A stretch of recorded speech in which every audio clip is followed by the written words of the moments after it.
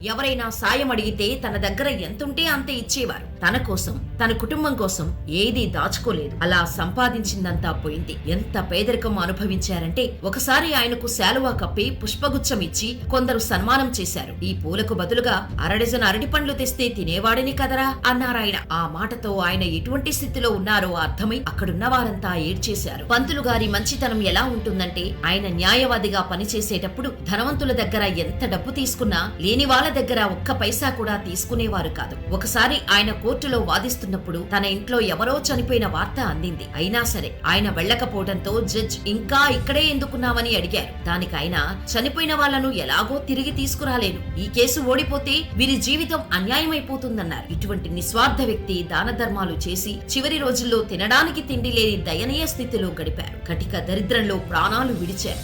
ప్రేమ, పెళ్లి, ఉద్యోగం, ఆరోగ్యం ఏ సమస్యలైనా కేవలం మీ ఫోటో మరియు చేయి చూసి ఉచితంగా జ్యోతిష్యం చెప్పబడును. ఈ కింది నంబర్ను సంప్రదించండి.